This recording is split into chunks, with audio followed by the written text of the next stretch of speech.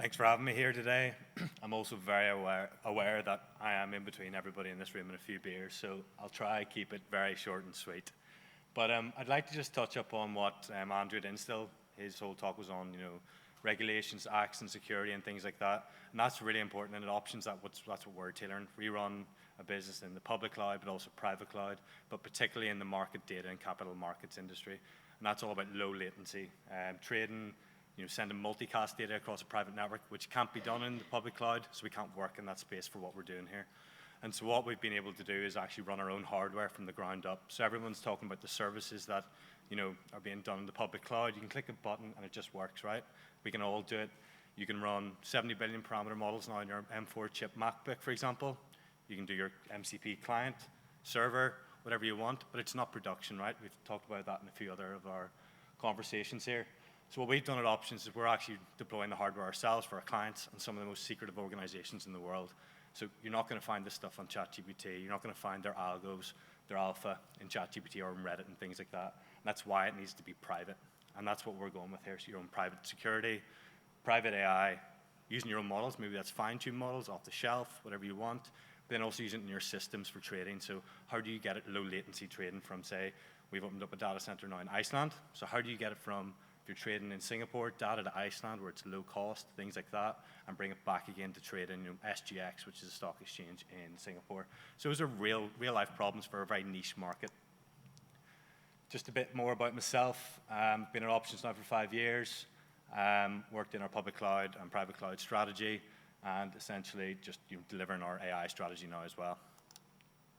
So what is the problem today that we see with delivering large language models and what we've seen and we deploy ourselves and utilize in that? So big one's going to be cost, right? The whole thing is, everything's blowing up at the minute. Large scale language models are costing a lot to run. Although it is coming down, if you want to run a 650 billion parameter DeepSeek, you're looking at a Blackwell unit. You can't run it anywhere else. And if you do, well, good luck to you because you need a rack space to actually do that. And it's going to cost you maybe $30,000 a month in AWS Bedrock if you want a dedicated instance of that. So there are real world problems out there. And the other thing is you don't want to be uploading your data to that. Proprietary IP. We're in the market data industry. That's proprietary IP. We capture it, we sell it, and ultimately we don't want that anywhere else. And there's NDAs and exchange rules there as well. So the big thing we see is latency, not in terms of actually getting the data there, but it's actually returning it and getting it out of the GPU units itself. So time to the first token. We then look at throughput, concurrent requests. We look at OpenAI, for example, one of the first products to ever hit 100 million users. But now we're talking about billions of users on different platforms. So we're constantly being hit by GPU restrictions and memory limits. And then lastly is the cost. We've hit 1 million tokens per dollar. It's going to be 2 million tokens per dollar. It keeps on going up and up, but the demand keeps on going up even higher. So you need that GPU workload to do that. So what are we seeing? Just touched up on about it is hardware. So we've got some sort of GB200 VL72s. These are 120 kilowatts. You can't fit these in metropolitan areas of New York and London data centers beside the exchanges. So we need to think outside the box and go to Iceland. Our clients are asking for that. They need somewhere to do it, but they need in a private environment, and that's why I've done that. We've all seen OpenAI and Oracle opening up shop. I mean, if you've Oracle stock, you'll know about it. So they've went up quite a lot in them recently. The big thing here is that we're not just deploying one system. We're deploying 400,000 of these units, 200,000 of these units, and they cost millions of dollars. So the investment is $300 billion, $400 billion. You're hitting $1 trillion in CapEx alone, and it's only getting higher and higher. So what is the point of this presentation is when you're serving inference, a 1% change is going to, could save you $4 billion, for example. But on our scale, it's going to be hundreds of thousands or tens of thousands, and that's on par as well. So just moving on, what are we doing with our own solutions internally? So we're trying to break the memory wall. We work with a lot of vendors in terms of the storage units, trying to get sort of throughput figures such as 10 terabytes a second, for example, trying to throughput loads and loads of cutting-edge technology through that with some of our vendors and partners and POCs. But we've got page attention here, so that's essentially not being able to use the whole memory of the GPU unit, but giving it out in sort of pages and blocks and blobs of memory so that can work efficiently. And what does this do? Gives us efficiency. There's no fragmentation of the actual GPU memory itself, and it brings it back into the pool and says, hey, I can actually use this again. So you're hitting the memory wall, and that saves you money at the end of the day and cost as well, and performance, right? So if you have more and more users using these things, you're going to hit the memory wall even quicker. And what can you do to do this? Say if you want to do this today, there's open source projects such as VLM. Everybody's using it. If they tell you you're not using it, they are. And some other stuff is SG-Lang if you're into your more agentic workflows and APIs when you talk about MCPs, which is also a big concern because everyone's running them. But the problem is, what's the security behind those? So that's another conversation for another day.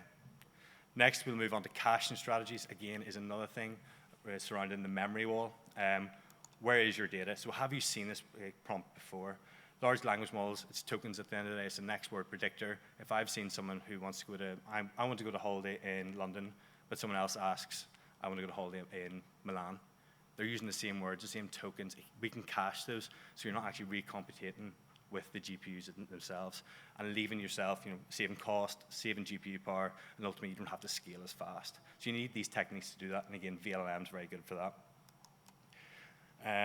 We then move on to KV cache offload as well. So maybe if there's tokens that aren't being used as much, so can we just offload those somewhere else? We don't need them. Can we put them onto CPU memory, for example?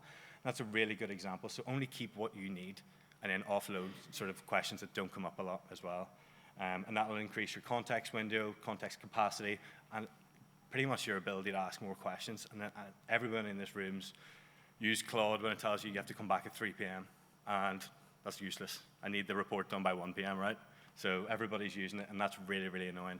You have to start a new chat, and then ultimately you're bottleneck there. So that's a real-life world example there.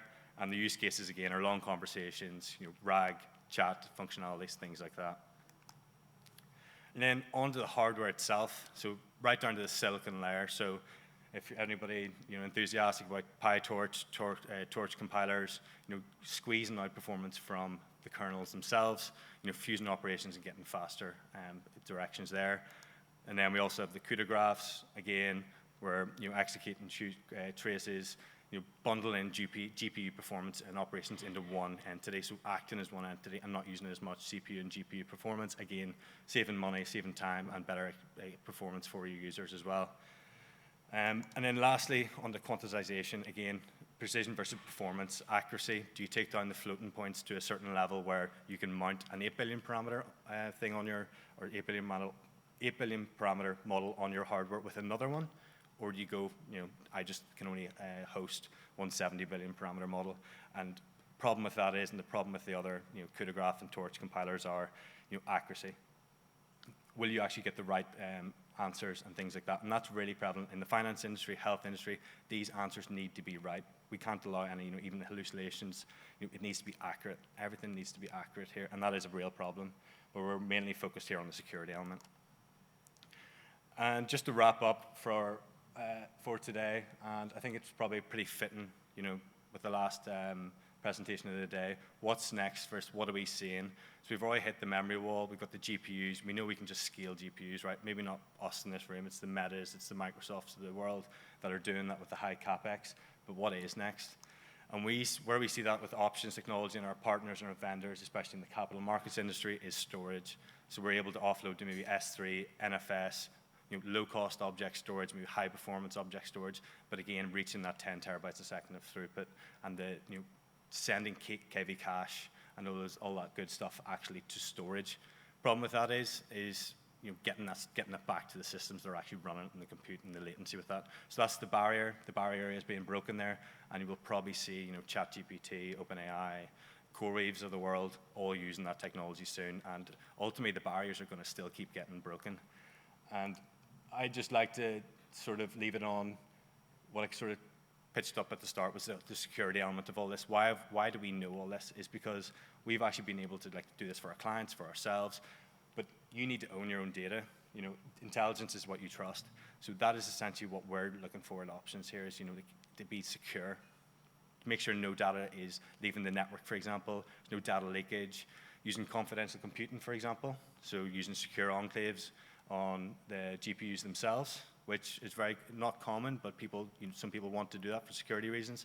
And that essentially means the operating system can't even see what the inference that's happening inside the actual GPU workloads itself. So security must be at the utmost sort of priority in the industry that we work in, but I think it should be across the board as well. You shouldn't be uploading anything to ChatGPT that's proprietary. You'll probably get yourself in a lot of trouble, but Yeah, thanks very much for this today. I appreciate it and hope you enjoy your beers.